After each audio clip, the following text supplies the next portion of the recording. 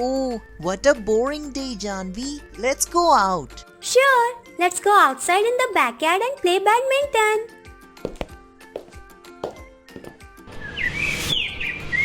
Janvi, please don't miss the shuttlecock. Oh, I will not.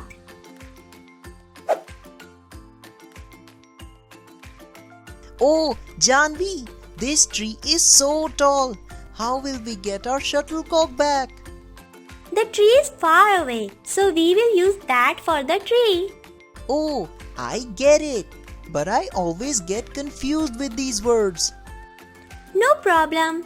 Let's go inside and explore these words.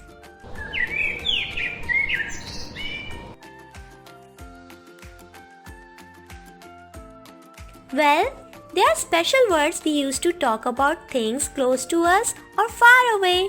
Let me show you.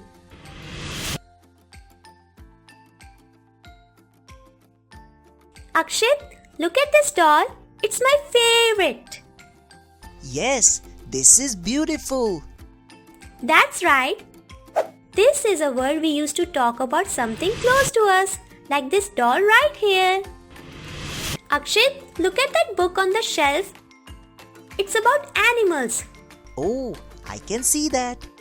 Exactly. That is a word we use to talk about something far away, like that book on the shelf.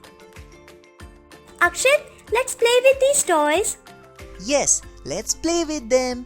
These are used for toys near us. Okay, Janvi. Akshit, look at those monkey plushies hanging on the window. Wow, they are so cute. That's right. Those is a word we use to talk about more than one thing far away, like those monkeys over there. Okay, now let's practice this, that, these and those. Can you point to something close to you using the word this? This is my pencil. Excellent! Akshit, can you point to something far away using the word that? That is my bookshelf. Very good! Now point to something close to them using the word these.